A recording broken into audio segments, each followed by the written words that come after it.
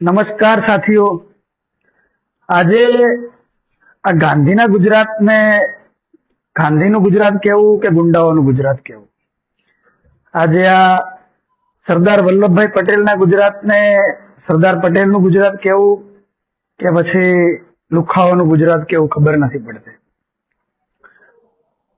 રોજ લગભગ આપણે સમાચારોમાં, ન્યૂઝપેપરમાં, સોશિયલ મીડિયામાં, મોબાઈલમાં અલગ અલગ પ્રકારની ઘટનાઓના સમાચાર સાંભળીએ છીએ. ક્યાંક રસ્તાઓમાં મર્ડર થઈ જાય, રસ્તાઓમાં બલાત્કાર થઈ જાય, લુખ્ખાઓ ગુંડાઓ બેફામ બન્યા છે, કાયદો વ્યવસ્થાનો કોઈ ડર નથી. હમણાં જ ગઈકાલથી એક સોશિયલ મીડિયામાં એક 61 વર્ષના અંદાજિત અજમલભાઈ ચૌધરી, જેમનું થરા નજીક એક થરા દિયોદરની વચ્ચે એક દેવ દરબાર ગઢ છે, ત્યાં લઈ જઈ અને મારવામાં આવ્યો. મારતા હતા એ કોણ હતા? તો કદાચ એ દાદાની છોકરાની ઉંમરના લુખ્ખાઓ. એ વિડીયો જોતા આપણને બધાને આજે એવું થયું યાર કે આવું તો ના હોવું જોઈએ.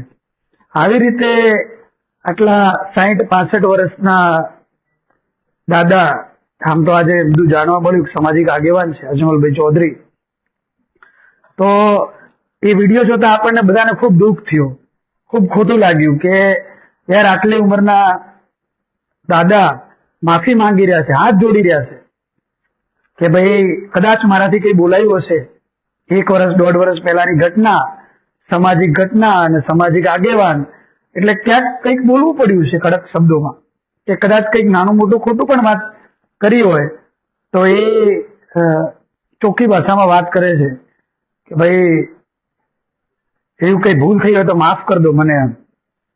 તો લુખાઓ 2-3 થપ્પડ મારે છે, ગાળો બોલે છે, અને એ રીતે બોલતા હોય જાણે આ પોલીસ, આ પીઆઈ, આ ડીવાયએસપી, આ બનાસકાંઠાના એસપી, એ બધા પર એમના બાપનું રાજ ચાલતું હોય, આ ગુજરાત એમનું પોતાનું હોય. એ રીતે એમની એ ઘટના દરમિયાન આ લુખ્ખાઓના મનમાં કે એમના ચહેરા ઉપર જરાય ડર નતો દેખાતો, અને એ ઘટનાનો કોઈ વિડીયો ઉતારી રહ્યો હતો.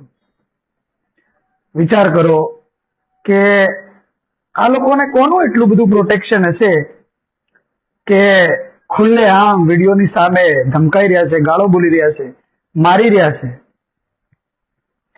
એટલે ખરેખર આ વિચારવાની જરૂર છે હવે.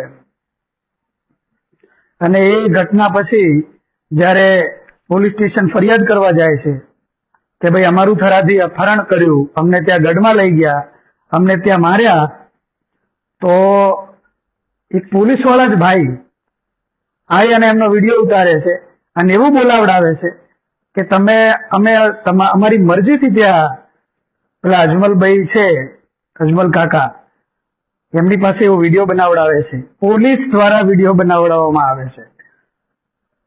તો પોલીસ ગઈ ત્યારે એમને નહીં ખબર હોય કે આ કાકાને માર્યા છે, આ મારીને વિડીયો બનાવ્યો છે, આમનું અપહરણ કર્યું છે.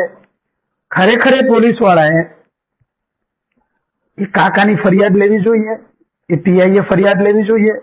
ફરિયાદ લઈને જે પણ લુખ્ખાઓ કે પછી આમાં જેટલા પણ માણસો ઇન્વોલ્વ હોય એ બધાને પોલીસ સ્ટેશનમાં જઈને એમનું રિકન્સ્ટ્રક્શન, એમનું વરઘોડું કાઢવું જોઈએ. એના સામે શું કર્યું પોલીસે? કઈ વાંધો નહીં, તમારે ભલે માર્યા, તમે ભલે વિડીયો ઉતાર્યો, કઈ નહીં, આપણે એમનો વિડીયો બનાવી દઈએ છીએ, આપણે કેવડાવી દઈએ છીએ ભાઈ હું મારી મરજીથી અહીંયા માર ખાવા આવ્યો હતો, હું મારી મરજીથી અહીંયા માફી માંગવા આવ્યો હતો, હું મારી મરજીથી અહીંયા ગાળો ખાવા આવ્યો હતો.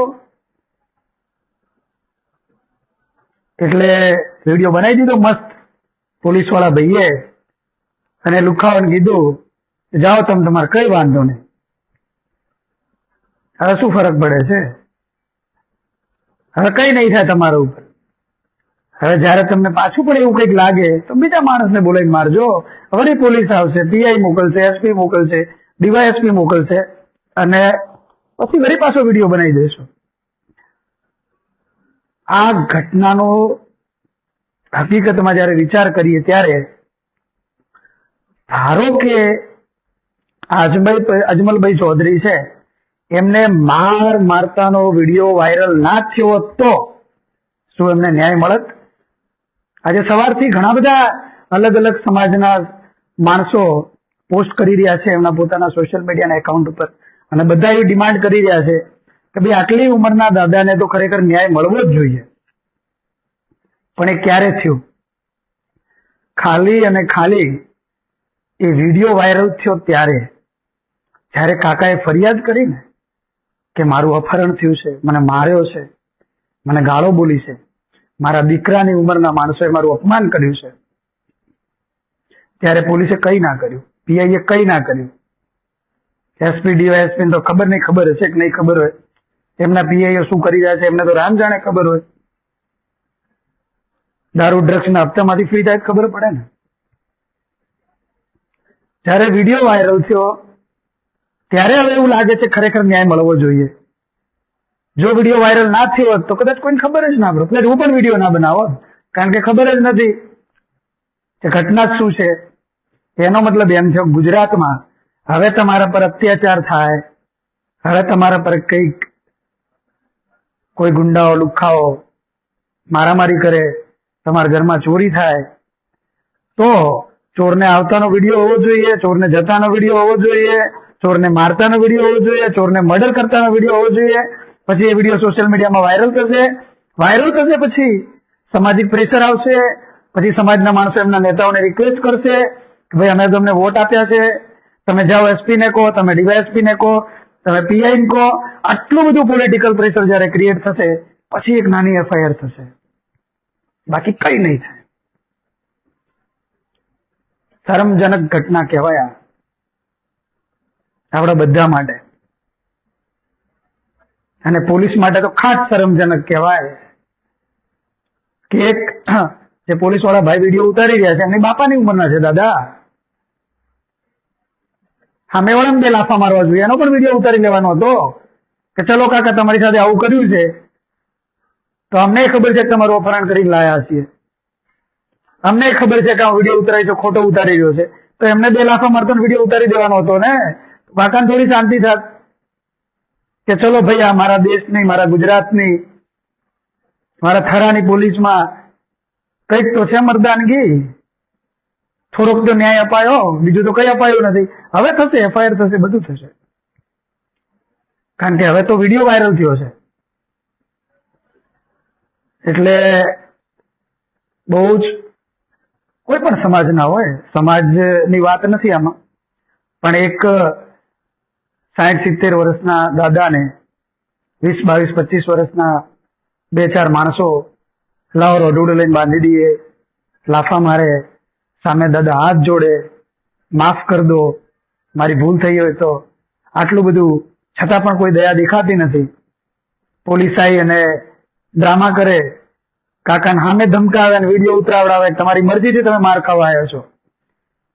અને આ તો સોશિયલ મીડિયામાં વિડીયો વાયરલ થયો એટલે આ થોડું આજે બધા ટેન્શનમાં છે, એસપી ડીવાયએસપી પીઆઈ, કે સારું આ તો હવે પોલિટિકલ મુદ્દો બનશે. કારણ કે એક નજરમાં જોતા એકદમ ચોખ્ખું દેખાય છે કે દાદા માફી માંગી રહ્યા છે. તો મારી આ પોલીસ, પીઆઈ, ડીવાયએસપી, એસપી, ગૃહમંત્રી, ગુજરાત સરકાર, તમને જરાય થોડી ઘણી શરમ હોય તો ઓનેસ્ટ તમે તપાસ કરો, જે હોય જેટલા પણ માણસો આમાં ઇન્વોલ્વ હોય, અધિકારી ઇન્વોલ્વ હોય એમને સસ્પેન્ડ કરવા જોઈએ, લુખ્ખા હોય એમનું વરઘોડું કાઢવું જોઈએ, જેટલા પણ માણસો હોય એમને ખરેખર સજા થવી જોઈએ. કારણ કે ગુજરાત સરકાર કહે છે ને કાયદામાં રહેશો તો ફાયદામાં રહેશો. કાકા બિચારા કાયદામાં જ હતા તોય ફાયદો ના થયો, જેમણે કાયદો તોડ્યો એ ફાયદામાં છે. આજે કઈ એફઆઈઆર થઈ નહીં અત્યાર સુધી, અત્યારે લગભગ 3:15 વાગ્યા છે, હજુ સુધી એફઆઈઆર થઈ નથી. ખરેખર એફઆઈઆર થવી જોઈએ. સમાજનું પ્રેશર, સોશિયલ મીડિયાનું પ્રેશર એ બધું આવે, વિડીયો વાયરલ થાય અને તમે ફરિયાદ લો તો એ તો દબાણમાં લીધી, તમારી ડ્યુટી નથી કરતા. ફરીથી હાથ જોડીને વિનંતી છે કે જે પણ આવા લુખ્ખાઓ જે પણ હોય, કોઈ પણ સમાજના હોય, કારણ કે લુખ્ખાઓનો કોઈ સમાજ નથી, ગુંડાઓનો કોઈ ધર્મ નથી, તો આવા માણસોને ખરેખર સબક શીખવાડવો જોઈએ. આજે એમનો વારો છે, કાલ બીજા કોકનો વારો આવશે, પરમ દિવસે કોક ત્રીજાનો વારો આવશે. તો વધુ લાંબુ કઈ ના કહેતા ફરીથી પોલીસ તંત્રને, એસપી, ડીવાયએસપી, પીઆઈ કે જેટલા પણ માણસોમાં જરાય સંવેદના, થોડી ઘણી લાગણી, થોડી ઘણી ભાવનાઓ, થોડી ઘણી આ ગુજરાતની ચિંતા, થોડું જો બચ્યું હોય તો આવા માણસોને ખરેખર સબક શીખવાડવો જોઈએ. આપણે એવું નથી કહેતા ફાંસી લટકાવી દો, એમને ગોળી માર દો, પણ એટલીસ્ટ એટલો તો કાયદાનો ડર હોવો જોઈએ, એટલી કાયદો અને વ્યવસ્થાનો ડર હોવો જોઈએ કે માણસ ડર વિના મોબાઈલની સામે ગુનો કરે છે, જરાય ભય નથી, એવું ના હોવું જોઈએ. તો ફરીથી પોલીસ તંત્ર અને ન્યાય વ્યવસ્થાને હું હાથ જોડીને વિનંતી કરું છું કે ખરેખર એમને ન્યાય અપાવો, ન્યાય મળવો જોઈએ, કડકમાં કડક કાર્યવાહી અને એફઆઈઆર લો એવી વિનંતી સાથે થેન્ક યુ. જય જય ગરવી ગુજરાત.